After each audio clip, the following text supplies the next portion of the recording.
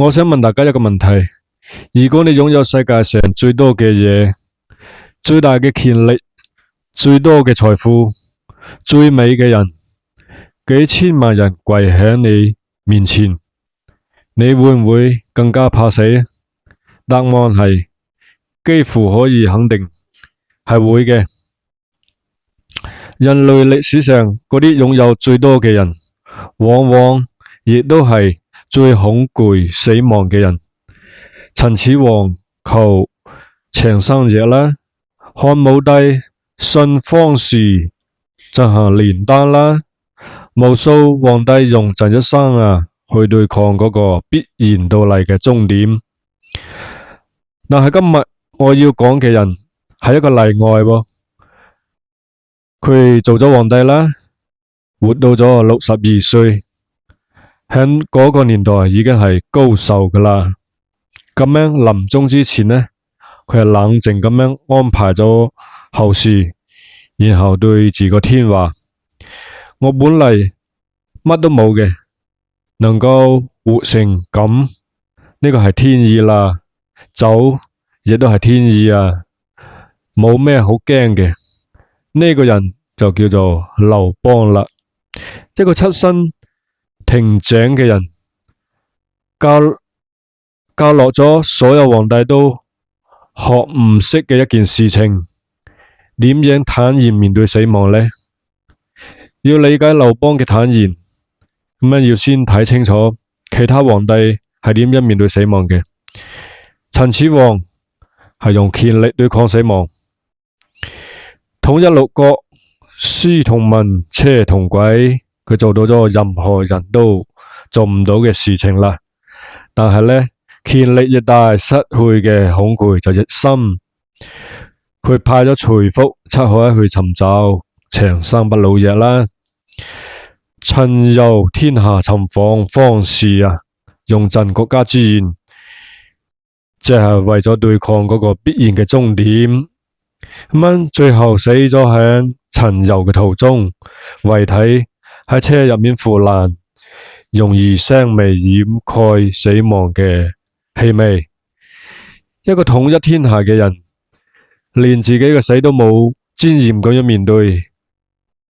漢武帝係用迷信嚟對抗死亡，咁漢武帝就文治武功開疆拓土係中國歷史上最偉大嘅皇帝之一嚟嘅。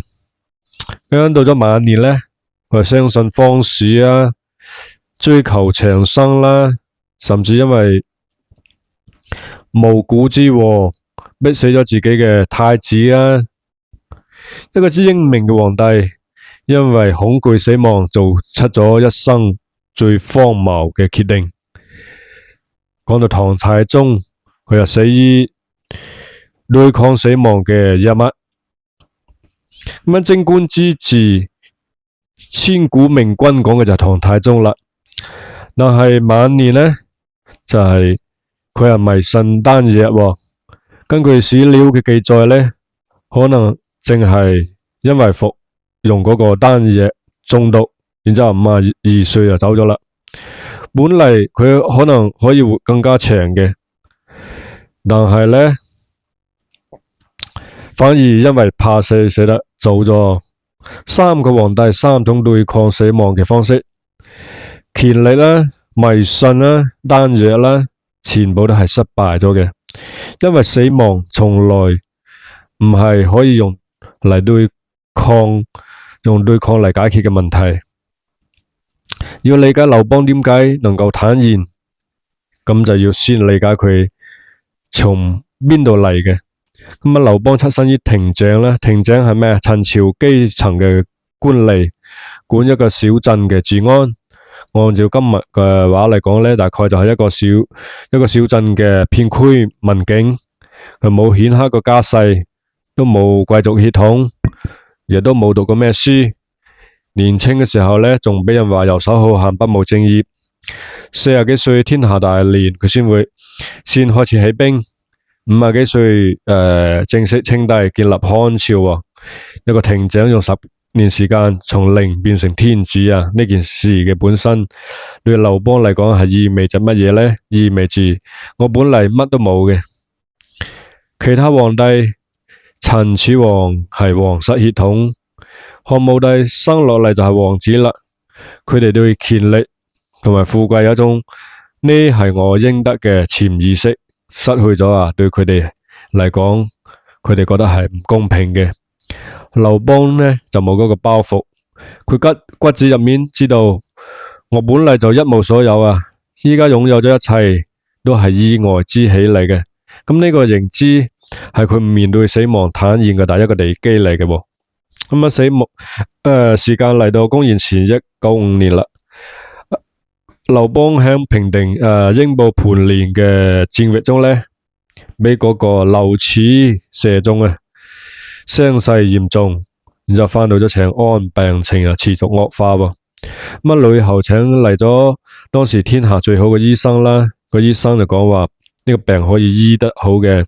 咁啊，劉邦問咗句啦：我以布衣提3尺劍取天下，此非天命乎？命乃在天，雖扁尺何益呢？翻譯成白話就係話，我一個平民攞住一把劍打落嚟咗天下，呢唔係天命係咩？命運在天啊！就算係最好嘅醫生，又能夠改變到乜嘢呢？然後佢又拒絕咗治療，打傷咗醫生，攀咗佢扯喎。咁啊，接落嚟咧，佢開始咗最後嘅安排咯。呂后問佢話：蕭何之後邊個嚟做丞相啊？佢話曹參啦。咁曹參之後呢，王陵啊，王陵需要陳平嚟輔助，因為王陵呢個人太昂直啦。咁啊，再之後呢，話周勃雖然不擅長言辭，但係呢可以安劉氏嘅天下。然後佢又仲講一句：你冇問咁多啦，此後嘅事唔係你可以知得到噶啦。佢意思就係話呢件事之後就唔係你可以知得到噶啦。呢句話就唔係話冷漠，唔係放棄，而係一個真正放手嘅人喺做完該做嘅事情之後呢，心平氣和咁將未來交翻俾未來。講到呢度，最重要嘅問題嚟啦，點解劉邦可以做到，而其他皇帝又做唔到呢？我認為係有3個原因嘅。第一呢，佢嘅期望從一開始就好低，一個出身亭井嘅人對人生本嚟就冇宏大嘅預設，我只要活得比個亭井好一啲就已經滿足啦。結果佢活成咗天子。期望值低嘅人更容易對已經擁有嘅嘢感到滿足啊，都更加容易放得低。而其他皇帝生嚟本嚟就係皇后，佢哋嘅期望值永遠統治，係長生不死啊！失去對佢哋嚟講係一種磨跌，咁對劉邦呢係歸還。第二，真正完成咗佢想完成嘅事情，漢朝建立咗啦，政權穩定咗，繼承人都安排好咗，後事交代清楚咗啦。一個喺臨終時覺得我做完咗該做嘅事嘅人，比一個覺得我仲有太多事情冇做嘅人死得安穩好多。孫中山臨終革命未竟，走嘅時候唔係好啱時候，咁啊顯得悲涼啊。劉邦臨終呢，漢朝已經立，後事已經交代清楚，就坦然啦。咁樣所以話嗰個完成感係坦然嘅前提。第三，佢揾到咗一個比自己更大嘅框架，天意啊係劉邦嘅框架嚟嘅，唔係迷信，唔係宗教，而係一個經歷過無數風浪嘅人真正明白咗，有啲事情超出咗任何人嘅掌控，承認呢件事比對抗呢件事更加需要智慧。我得天下係天意，我離開都係天意，呢個邏輯係閉環咗嘅，俾死亡從一個威脅變成咗一個自然嘅歸還。講到呢度，我想深入探討一個問題：點解擁有得越多，往往就會越怕死呢？呢個唔係直覺，係一個真實嘅心理結構。當你一無所有嘅時候呢，死亡帶走嘅只係一個空空嘅容器。當你擁有好多嘅時候，死亡帶走嘅係權力、財富、地位啦、關係啦，一切你認為構成你嘅東西嘅嘢。人亦係將自己嘅意義寄託喺外部擁有嘅東西上面，死亡嘅威脅就越大啦。秦始皇嘅意義係佢嘅帝國，死亡會摧毀佢啊。漢武帝嘅意義係佢嘅工業，死亡會終結咗佢哋。咁佢哋嘅恐懼唔只係死亡本身，而係嗰啲東西失去之後，佢哋仲剩低啲乜嘢呢？呢個問題係冇答案嘅，所以佢哋選擇逃避，用長生藥啦，用丹藥啦，用方士啊，將呢個問題往後推。劉邦呢唔需要逃避喎，因為佢一開始就知啊，嗰啲嘢本嚟就唔係我嘅。講完皇帝，講翻我哋自己，我哋唔係皇帝，但係我哋面對死亡嘅心理結構，同埋嗰啲皇帝係一樣嘅。亦係功成名就，亦係放唔低，亦係積累咗好多，亦係恐懼失去。中年人最常見嘅危機，唔係真正嘅失敗，而係突然意識到呢一切有一日係會消失嘅，然後開始荒年啦，買保險啦，買健康食品啦，開始運動啦。有啲係真正嘅健康管理，有啲呢係另外一種形式嘅求長生藥。劉邦俾我哋一個唔同嘅方向，唔係話對抗無常，而係在生嘅時候，將該做嘅事情做完咗佢，將該講嘅嘢講完咗，然後真心咁樣放手。